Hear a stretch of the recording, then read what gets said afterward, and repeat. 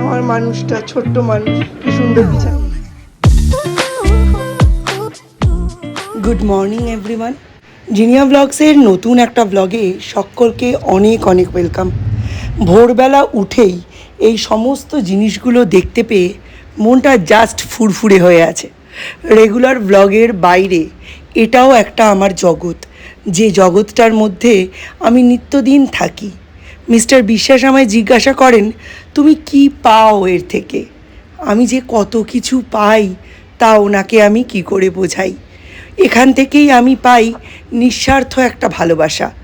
এদের জন্য কী বা করতে পারি, শুধু জলটুকু দিই, অথচ এরা আমায় আত্মতুষ্টিতে ভরিয়ে রাখে, আমাকে সব সময় ফিল করায় আমি ওদের কাছে কত স্পেশাল।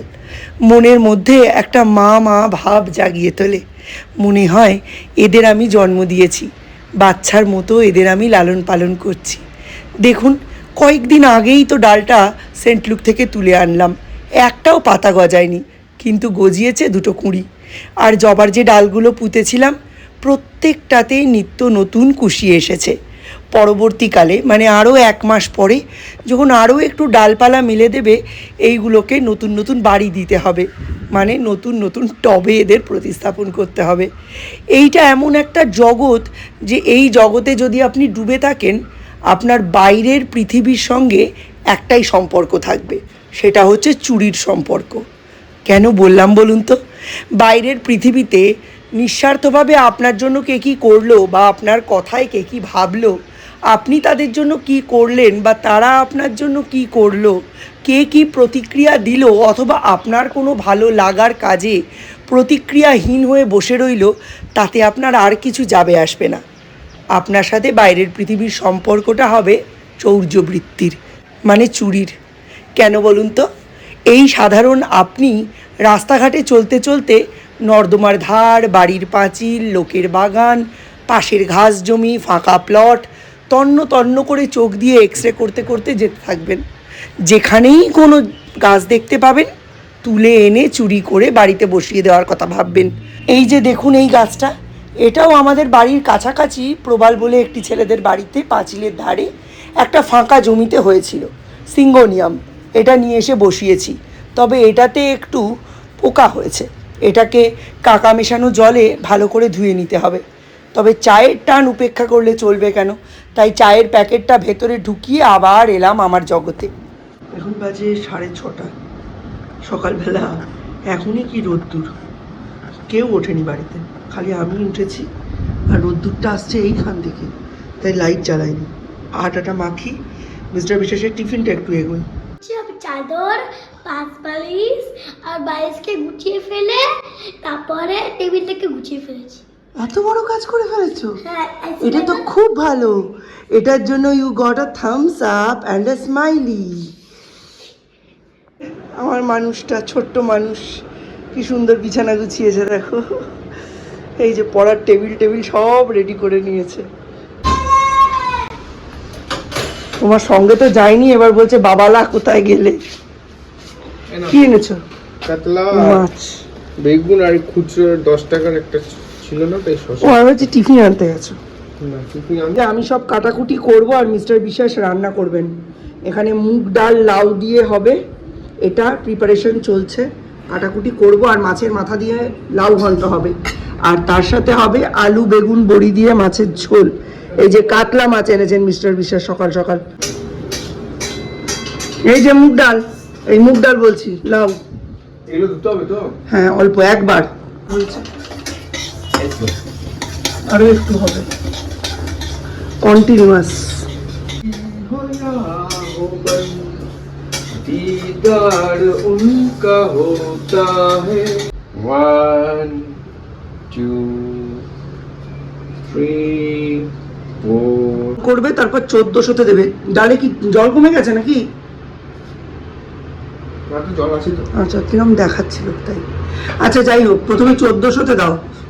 1400 কোথা থেকে দেবো? এখান থেকে।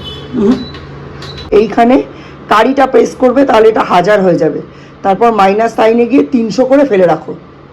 বদলাবেও না, কিছুই হবে না। বসানো মুগ্ধ হয়ে যাচ্ছি, দারুণ সুন্দর হয়েছে। বুঝতে থাকো। ওই সাইড না, ন্যাকড়া রান্নাঘর ইজ ইনকমপ্লিট। অর্ধেকটা তেল দেবে। তা মুছে দাও। ওই ন্যাকড়াটা তো ওই জন্যই দিলাম, দুখানা দিয়েছি। হ্যাঁ, ইন্ডাকশন এখানে। এটা কি কন্ডিশন? ওটা ডাল হচ্ছে, ডালটা একটু ঘুঁটে দাও। এমন করে ঘুরে না?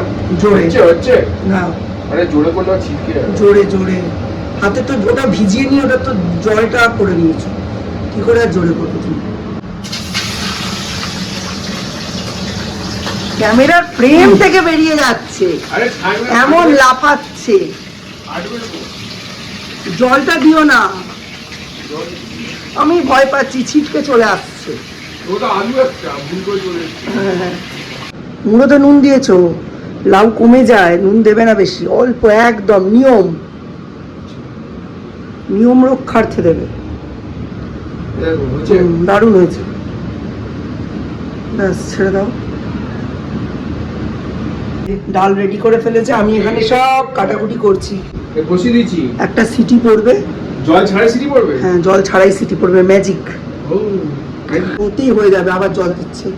লেগে ধরবে। খুবই অল্প দাও, বেশি দিও না। প্রেসার কুকারটা ধুয়ে তাতে 1 কাপ জল, 1 চিমটে নুন দিয়ে পটলগুলোয় একটা সিটি মারো। এই নুন দাও, বলে থাকলোই না কিছু। খুলে রাখো, হাত থেকে পড়ে যাবে, ব্যাস। আর না, এবার পটলগুলো ওই চুনচুনকে দিয়ে দাও, ওর মধ্যে অন্য জিনিস আছে, দিয়ে দাও। হ্যাঁ, পটল তো জ্বালাওই নি গ্যাস। এর মধ্যে এগুলো কি? ওই জন্যই তো বলছি জলটা ফেলো না। রাঁধুনির একটু আগে গরম লেগে গেছিল, আমাদের রাঁধুনি বসতে গিয়েছিল, তুলে দিয়েছি। এখনো 2-3 পদ বাকি আছে। রবিবারের মেনু, ম্যাক্সিমাম কাজ মিস্টার বিশ্বাসের। এই যে রবিবার চান করাচ্ছে ছেলেকে। চান করাচ্ছ? এই যে ছোট কর্তা চান করছে। আজকে ম্যাক্সিমাম কাজ ওর। চলুন দেখি, আপনাদের দেখিয়ে দিই কি কি রান্না বান্না করেছে।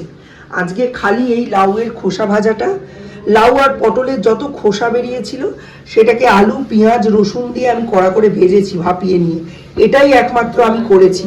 ও করেছে পটল ভাজা, ও করেছে ডাল, আচ্ছা মাছের মাথা দিয়ে লাউ ঘন্ট, কিন্তু ভুলটা করেছে পটল ভাজার তেলে মাছটা করে পুরো কালো হয়ে গেছে, কিন্তু টেস্ট ভালো হয়েছে। আর এই হচ্ছে ভাত। কেমন লাগছে? আর এই যে দেখুন, আমি আজকে হেয়ার কালার করেছি, মিস্টার বিশেষ লাগিয়ে দিয়েছেন। আমার হচ্ছেই না, লাস্ট 2 মাস ধরে ট্রাই করছি, বাড়িতে কালার রয়েছে তাও কালার করতে পারছি না, তাই ওই জন্য মিস্টার বিশেষ আজকে কালার করে দিলেন।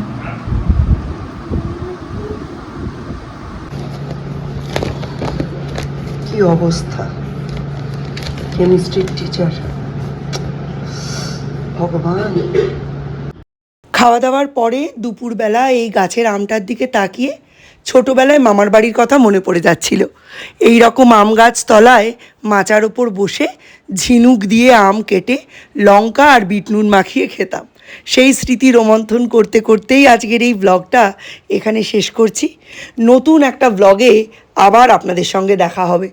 যদি ভালো লাগে অবশ্যই ব্লগগুলোতে লাইক করবেন, কমেন্ট করবেন, সমমনস্কদের সঙ্গে শেয়ার করবেন।